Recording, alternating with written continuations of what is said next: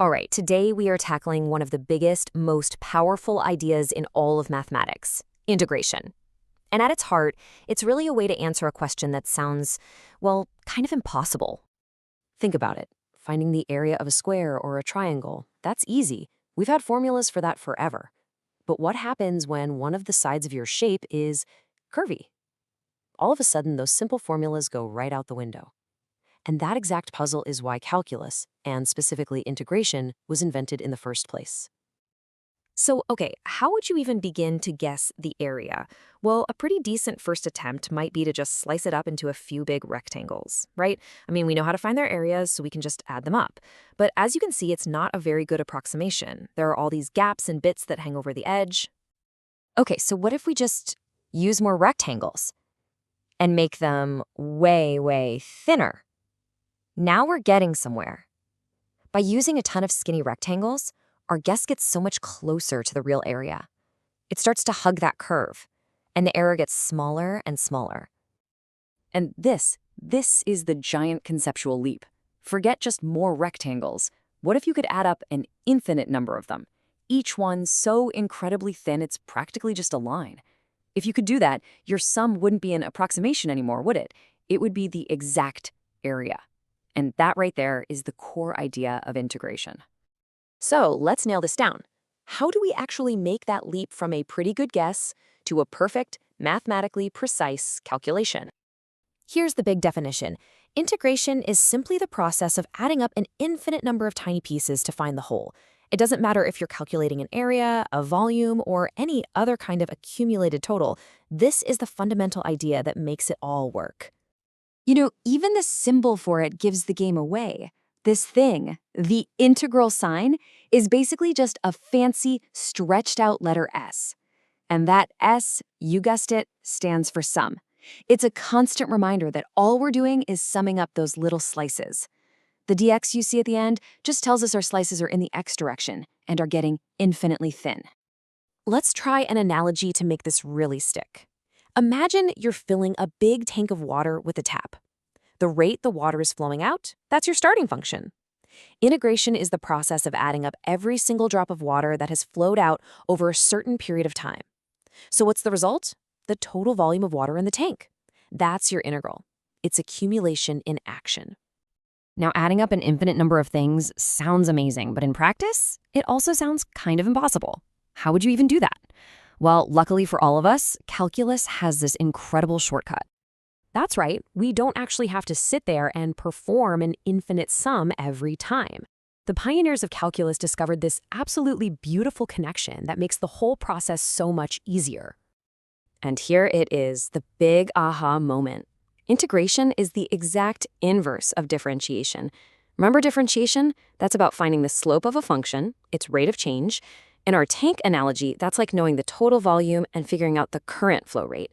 Well, integration is the complete opposite. It takes the flow rate and finds the total accumulated volume. They perfectly undo each other. And that inverse relationship is the shortcut.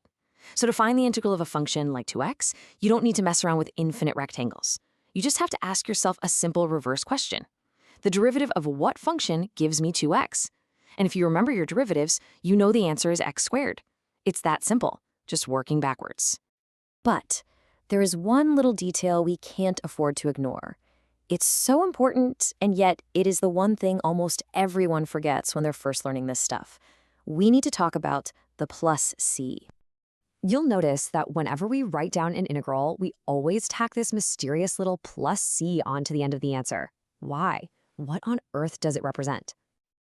Well, here's why. Think about it. The derivative of x squared is 2x. Okay, but what's the derivative of x squared plus 4? It's also 2x. How about x squared plus 99? Still 2x. That's because the derivative of any constant, any plain old number, is just 0. It vanishes. So when we go in reverse, when we integrate, we know the answer has an x squared in it, but we have no way of knowing if there was a constant there that got wiped out. So we add plus c, the constant of integration, to represent all the possible constants that might have been there. Seriously, forgetting to add that plus c is, without a doubt, the most common mistake in introductory calculus. Now, That plus c is part of what we call an indefinite integral. It gives us a general formula. But what if we want to go back to our original problem and find a specific area between 2 points? For that, we need a definite integral. Let's just compare them side by side. An indefinite integral gives you a general function as an answer, complete with that plus c. But a definite integral, which you can always spot by those little boundary numbers a and b, has a totally different goal: to find a single specific number that represents the exact area between those 2 points. And how do we calculate that number? We use this absolute powerhouse of a theorem, the fundamental theorem of calculus. All it says is that the definite integral from a to b is just the value of its integral at b minus its value at a. This is the ultimate shortcut.